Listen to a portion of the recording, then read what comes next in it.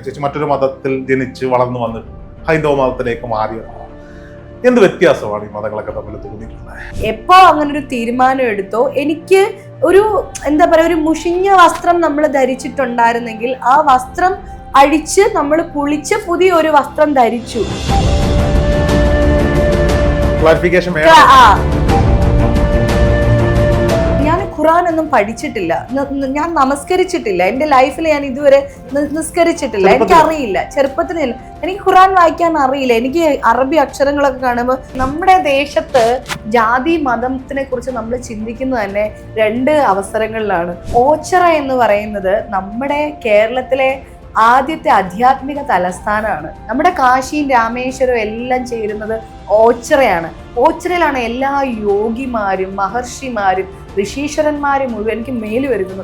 ആ ഇരിക്കുന്ന ഓരോ ആലിന്റെ അടിയിലും ഓരോരുത്തരുടെ സമാധിയാണെന്നാണ് പറയുന്നത്.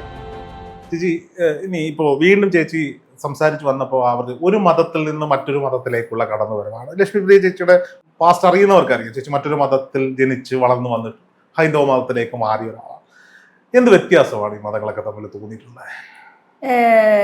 രോഹിത്, നമ്മൾ എടുത്തു പറയേണ്ട ഒരു കാര്യം, ഒരു മതവും ഒരു രാഷ്ട്രീയവും ഒരു മനുഷ്യനും ഒന്നും ഉണ്ടാക്കി കൊടുക്കുന്നില്ല, ഒന്നും കൊടുക്കുന്നില്ല. നമ്മളാണ് പ്യൂരിഫൈ ചെയ്യപ്പെടുന്നത്. നമ്മുടെ ചിന്തകൾ മാറുന്നു, ചിന്താഗതികൾ മാറുന്നു.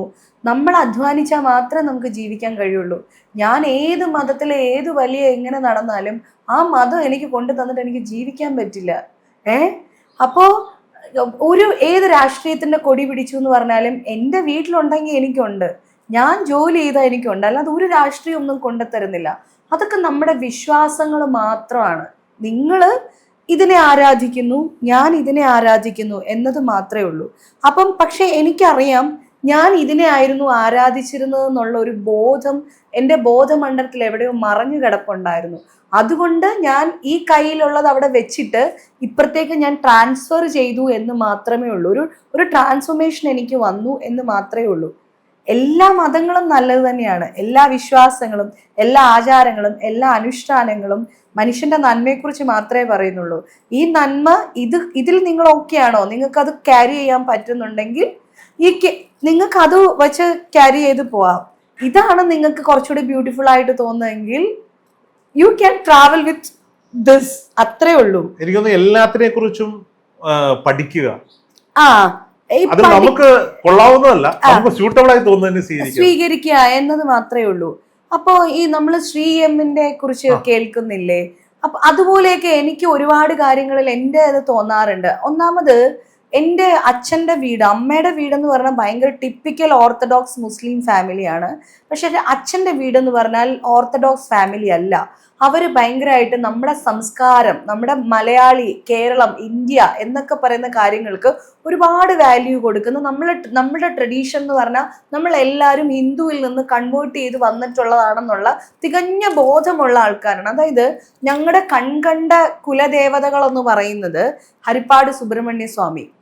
എൻ്റെ പാരമ്പര്യം ഞാൻ പറയുവാണേ, ഹരിപ്പാട് സുബ്രഹ്മണ്യ സ്വാമി. അച്ഛൻ്റെ തറവാടിൻ്റെ പേര് പയ്യൂരെന്നാണ്. അപ്പം കുറേ ജനറേഷൻ മുൻപൊക്കെ നമ്മൾ കൊടിമരം വളർത്തുമായിരുന്നു. പിന്നീടാണ് ഈ സ്വർണ്ണ കൊടിമരം ഒക്കെ വരുന്നത്.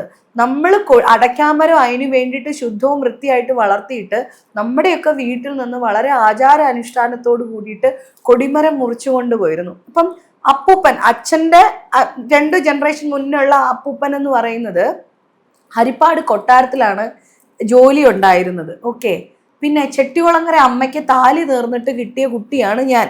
അപ്പൊ ചെട്ടികുളങ്ങര ദേവിയായിട്ടും ഹരിപ്പാട് സുബ്രഹ്മണ്യനായിട്ടും അതേപോലെ തന്നെ നമ്മുടെ മണ്ണാറശാല നാഗദൈവങ്ങളുമായിട്ടും ഞങ്ങളുടെ കുടുംബത്തിന് ഒരുപാട് ബന്ധമുണ്ട്. അവർ ഇസ്ലാം മതത്തിൽ വിശ്വസിക്കുമ്പോൾ എല്ലാവരും ഇസ്ലാം മതത്തിലാണ് വിശ്വസിക്കുന്നത്. പക്ഷെ എല്ലാ നേർച്ചകളും ആദ്യത്തെ എണ്ണ വീട്ടിൽ നിന്ന് കൊണ്ട് കൊടുക്കാറുണ്ട്. ഇപ്പോഴും ഞങ്ങളുടെ വീട്ടിൽ നിന്ന് ആൾക്കാർ അത് ചെയ്യാറുണ്ട്.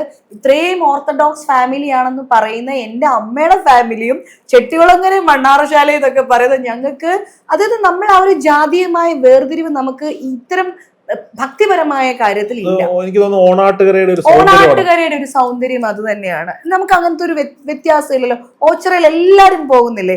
അതുപോലെ നമ്മൾ പറയേണ്ടത്, നമ്മുടെ ഈ അധികം ഇന്റർവ്യൂസിലൊന്നും ഞാൻ കണ്ടിട്ടില്ല, ഓച്ചിറ എന്ന് പറയുന്നത് നമ്മുടെ കേരളത്തിലെ ആദ്യത്തെ ആധ്യാത്മിക തലസ്ഥാനമാണ്. അതായത് നമ്മള് ഈ എന്താ പറയാ, നമ്മളിപ്പം തൃശ്ശൂർ എന്ന് പറയുന്നത് നമ്മള് ഈ പിന്നെ എന്താ പറയാ സാംസ്കാരിക തലസ്ഥാനം എന്നൊക്കെ പറയുന്ന പോലെ നമ്മുടെ കാശിയും രാമേശ്വരവും എല്ലാം ചേരുന്നത് ഓച്ചിറയാണ്.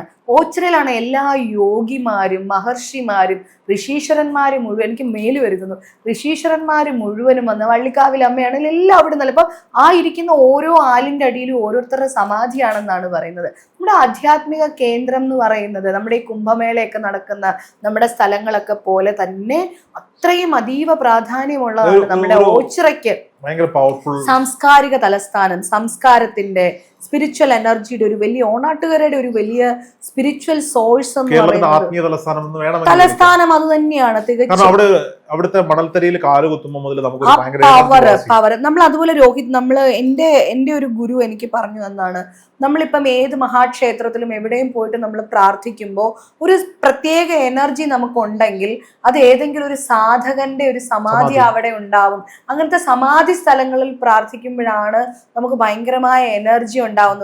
ഒരു ചർച്ചയിൽ ഞാൻ പറഞ്ഞ വിഷയമാണിത്. ശബരിമല മണിമണ്ഡപം, തന്ത്രിയുടെ അറസ്റ്റുമായി ബന്ധപ്പെട്ട്, ഞാൻ രാഷ്ട്രീയം പറയുന്നില്ല, പോലും തന്ത്രിയുടെ അറസ്റ്റുമായി ബന്ധപ്പെട്ട് തന്ത്രി പറഞ്ഞൊരു ഒരു സ്റ്റേറ്റ്മെന്റ് ഉണ്ട്. തന്ത്രി ഇത് ചെയ്താലും ചെയ്തില്ലെങ്കിലും ഒരുപക്ഷെ ഇത് അനുഭവിക്കുന്നത് അതുകൊണ്ടായിരിക്കാം. മണിമണ്ഡപത്തിൽ ഒന്നുമില്ല, ഈ വന്നിരുന്നു എന്ന് മാത്രമേ ഉള്ളൂ. പക്ഷെ ആ കുടുംബങ്ങൾ, കുന്നക്കാട്ട് ഫാമിലി അടക്കം, കുറുപ്പന്മാരുടെ കുടുംബം അടക്കം അവിടെ പൂജ ചെയ്യുന്നത് അത് അയ്യപ്പന്റെ ജീവസമാധി എന്നാണ്. അത് ഞാനും വായിച്ചിട്ടുണ്ട്. ഞാൻ ഒരുപാട് എനിക്ക് പഴനിയിൽ ഭോഗരുടെ സമാധി ഉണ്ടെന്ന് അറിയില്ലായിരുന്നു. എനിക്ക് അറിയില്ലായിരുന്നു. കാരണം ഞാൻ ഈ പഴനി വലിയ കണക്ഷൻ ഉള്ള, മുരുകനായിട്ട് എനിക്ക് വലിയ കണക്ഷൻ ഉണ്ടായിരുന്നില്ല.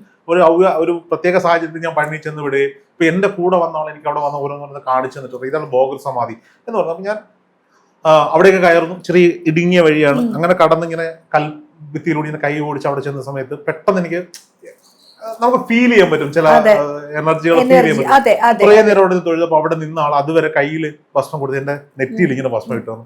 എന്തിനാന്ന് എനിക്കറിയില്ല.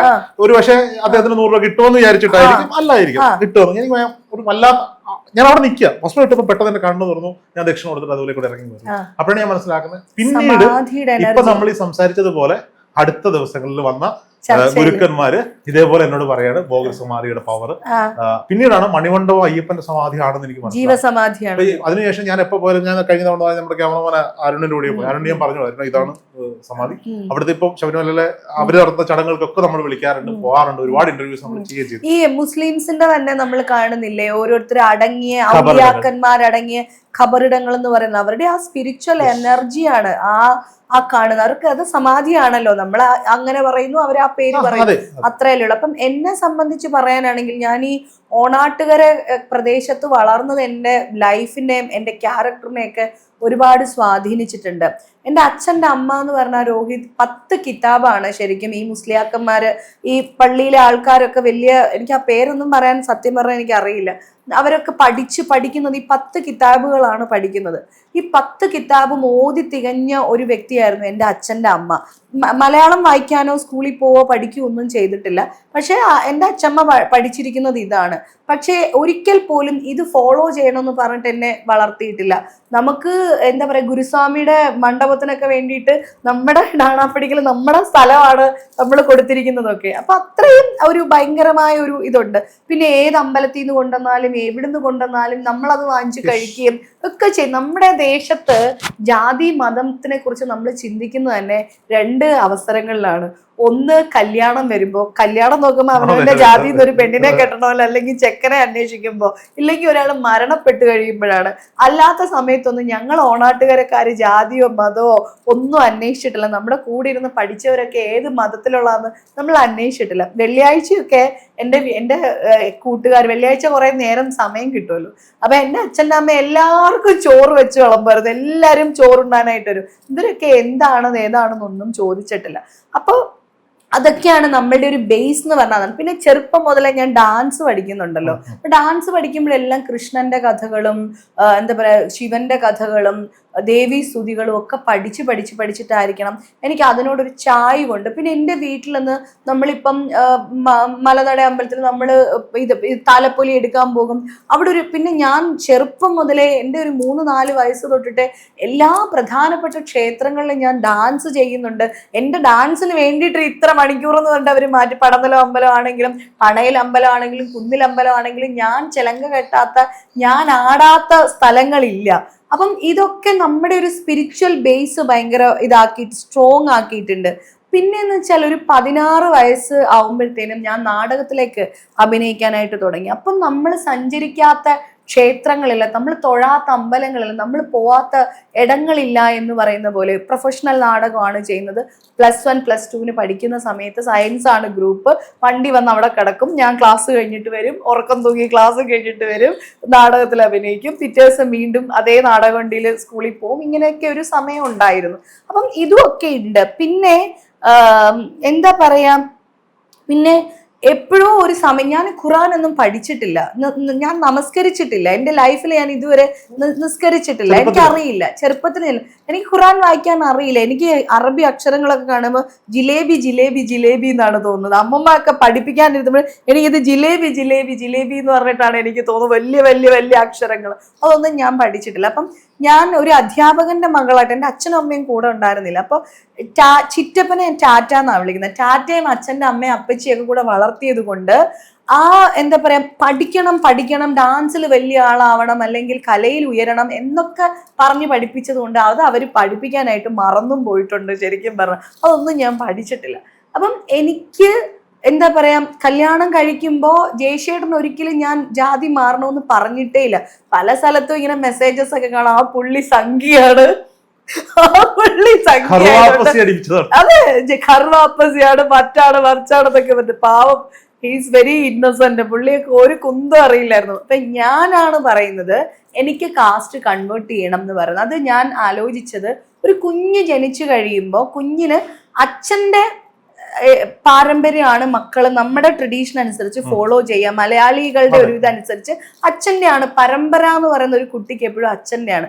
അപ്പം അതിലൊരു ചോദ്യം വരാതിരിക്കാൻ വേണ്ടി, എനിക്കറിയില്ലായിരുന്നല്ലോ ഞാൻ ഇന്ന് സിനിമാ നടി ആവുന്നോ, ഞാനൊരു പോപ്പുലർ താരമാവുന്നോ, ലക്ഷ്മിപ്രിയ ആവുന്നതൊന്നും എനിക്കറിയത്തില്ലാത്തതുകൊണ്ട് ഞാനാണ് ഏട്ടൻ്റെ അടുത്ത് അങ്ങനെ ഒരു സജഷൻ വെക്കുന്നത്, എനിക്ക് കാസ്റ്റ് കൺവേർട്ട് ചെയ്യാൻ ആഗ്രഹമുണ്ട് എന്ന് പറയുന്നത്.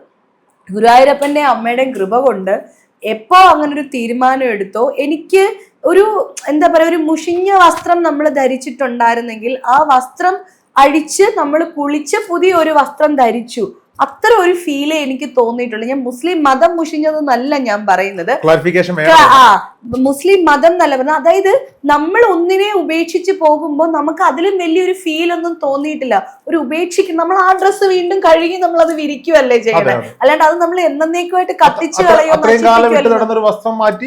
പുതിയൊരു വസ്ത്രം ഇട്ടു എന്നതല്ലാതെ എനിക്കൊന്നും അതിൽ നിന്ന് ഇതിലേക്ക് വന്നപ്പോ ഒരു വലിയ ട്രാൻസ്ഫോർമേഷൻ വന്നതായിട്ടൊന്നും എനിക്ക് തോന്നിയിട്ടില്ല. ഞാൻ അതായിരിക്കുമ്പോഴും അത് തന്നെയാണ്, ഇതായിരിക്കുമ്പോഴും അത് തന്നെയാണ്. മനസ്സിലായില്ലേ?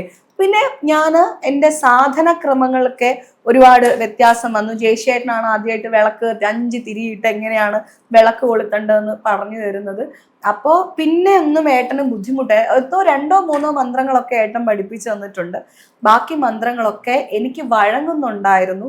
അപ്പോൾ ഞാൻ വളരെ ഫ്ലുവൻ്റ് ആയിട്ട് അതെല്ലാം ഏട്ടൻ ഫോളോ ചെയ്യുന്നതിനെക്കാട്ടിലും കൃത്യം, എന്താ പറയാ, എല്ലാത്തിലും പൂർണ്ണത ഉണ്ടായിരിക്കണം എന്ന് എനിക്ക് നിർബന്ധമുണ്ട്. ഇതായിരിക്കുമ്പോൾ ഇത് മാത്രം ഫോക്കസ് ചെയ്യുക, ഇതിൽ പൂർണ്ണതയുള്ള ഒരു വ്യക്തിയായിട്ടിരിക്കുക. അപ്പോൾ എന്ത് ചെയ്യുമ്പോഴും അങ്ങനെയാണ്. അതെന്റെ സ്പിരിച്വൽ കാര്യത്തിലല്ല. ഇപ്പൊ എന്നെ വീട് ക്ലീൻ ചെയ്യാൻ ഏൽപ്പിച്ചാലും വേറെ ആര് ക്ലീൻ ചെയ്യുന്നതിനെക്കാട്ടിലും പൂർണ്ണതയോട് കൂടിയിട്ട് 100% ഗംഭീരമാക്കി വെക്കാൻ ശ്രമിക്കും. ഒരു ക്യാരക്ടർ അഭിനയിക്കാൻ തന്നാലും ഇതിന്റെ മാക്സ്, ഒരു സീനായിരിക്കും ഞാൻ ഉണ്ടാവുക, പക്ഷെ ഇതിന്റെ മാക്സിമം എനിക്ക് ചെയ്യണം എന്നൊരു ഇത് വരും. അപ്പൊ ഞാൻ ലളിതാ സഹസ്രനാമം ചൊല്ലുമ്പോൾ ഞാൻ ആഗ്രഹിക്കും ഞാൻ ചൊല്ലുന്ന പോലെ ആരും ചൊല്ലരുതെന്ന് വാശി എനിക്കുണ്ടാവും. അപ്പൊ ഞാൻ അതിന്റെ അകാരം ഉകാരം എല്ലാം ശ്രദ്ധിച്ച് വളരെ ഗംഭീരമായിട്ട് ഞാൻ അത് ചൊല്ലും. ഏത് മതത്തിലും ഏത് രാഷ്ട്രീയത്തിലും ഒക്കെ വിശ്വസിക്കാനുള്ള സ്വാതന്ത്ര്യം നമ്മുടെ ഭരണഘടന നമുക്ക് ഉറപ്പുവരുത്തുന്നു. തീർച്ചയായിട്ടും. അതിനെ ആൾക്കാർ എന്തിനാ ഇങ്ങനെ ചോദ്യം ചെയ്യുന്നുള്ളത് എനിക്ക് ഇപ്പൊ റോബിന്റെ ഒരു പോസ്റ്റ് കണ്ടില്ലേ, റോബിൻ അദ്ദേഹത്തിന്റെ കൂടെ രാജീവ് ചന്ദ്രശേഖർ അദ്ദേഹത്തിന്റെ കൂടെ നിന്ന് ഫോട്ടോ എടുത്ത സമയത്ത് അദ്ദേഹത്തിന്, അപ്പം ഞാൻ അതിന്റെ അടിയിൽ പോയിട്ട് കമന്റ് ചെയ്ത്, അതൊരാളുടെ സ്വാതന്ത്ര്യമല്ലേ. രോഹിത് നോക്കൂ, ഞാൻ ഇത്ര സ്പിരിച്വൽ ആയിട്ടിരിക്കുന്ന ഒരു വ്യക്തിയാണെങ്കിലും എന്റെ ഫ്രണ്ട്സിന്റെ ലിസ്റ്റിൽ നിരീശ്വരവാദികളായിട്ടുള്ള ഇഷ്ടംപോലെ ആൾക്കാരുണ്ട്, എന്റെ ഫ്രണ്ട്സ് ആയിട്ടുണ്ട്. ഞാൻ BJP രാഷ്ട്രീയത്തിനെയാണ് ഞാൻ ഇഷ്ടപ്പെടുന്നതെങ്കിൽ കോൺഗ്രസ്സുകാരും കമ്മ്യൂണിസ്റ്റുകാരും എന്റെ സുഹൃത്തുക്കളായിട്ടുണ്ട്. എനിക്ക് ഒരു പ്രശ്നവും ഇല്ല. ആശയപരമായ സംവാദങ്ങളാവാം. പിന്നെ ഏറ്റവും വലിയ കോമഡി എന്ന് പറഞ്ഞാൽ, ഇപ്പൊ എന്റെ ചേച്ചിയെ കല്യാണം കഴിച്ച വീട്ടിൽ ഞാൻ പോവാണ്. എന്റെ രണ്ടാമത്തെ ചേച്ചിയുടെ വീട്ടിൽ പോകുമ്പോൾ ഞാൻ നിർജ്ജല ഏകാദശി വ്രതമാണ് എടുത്തിരിക്കുന്നത്. വെള്ളം പോലും കുടിക്കേണ്ട, എല്ലാ ഏകാദശിയും കറക്റ്റ് ആയിട്ട് നോക്കൂട്ടോ. അപ്പോൾ നിർജ്ജല ഏകാദശി എടുത്തിട്ടിരിക്കുന്ന സമയത്ത് പിറ്റേ ദിവസം എനിക്ക് പാനകം വീടണം. അപ്പൊ അതിന് എൻ്റെ ചേച്ചി, വീട്ടിൽ തുളസിയില്ല, വീട്ടിൽ തുളസി ഉണ്ടായിരുന്നു പക്ഷെ ഇന്റർലോക്ക് ചെയ്തിട്ട് മൊത്തം പോയി. എൻ്റെ ചേച്ചി ഏതോ വീട്ടിൽ പോയിട്ട് തുളസി പറിച്ച് അരിയൊക്കെ ഇട്ട്, അരിയും നെല്ലും ഒക്കെ ഇട്ട് ആ വെള്ളം ഞാൻ കുടിച്ച് സമർപ്പിച്ചു. അപ്പൊ എൻ്റെ ചേച്ചി ആ ഒരു എഫേർട്ട് എടുക്കുന്നു. അതുപോലെ എൻ്റെ ചേച്ചി നമസ്കരിച്ച് മടക്കി വെക്കുന്ന മുസല്ല നിവർത്തിയിട്ടിട്ടാണ് ഞാൻ അവിടെ ഇരുന്ന് എൻ്റെ സാധന ചെയ്യുന്നത്, ലളിതാ സഹസ്രനാമം ജപിക്കുന്നത്. അപ്പൊ എൻ്റെ വീട്ടുകാർക്കൊന്നും ഇതിൽ യാതൊരു പ്രശ്നവും ഇല്ല. ആകെ കല്യാണം കഴിഞ്ഞ സമയത്ത് എൻ്റെ ചേച്ചി ചോദിച്ചു, മൂത്ത ചേച്ചി ചോദിച്ചിട്ടുണ്ട്, പൂവേ നീ മരിച്ചു കഴിയുമ്പോൾ നിന്നെ കത്തിച്ചു കളയുമല്ലേ ഇത്. അപ്പൊ ഞാൻ എൻ്റെ ചേച്ചിയോട് പറഞ്ഞു, ഇത്തി നമ്മൾ ജീവിക്കുമ്പോൾ നമ്മൾ എങ്ങനെ ജീവിക്കുന്നു എന്നാണ് നമ്മൾ നോക്കണ്ടേ.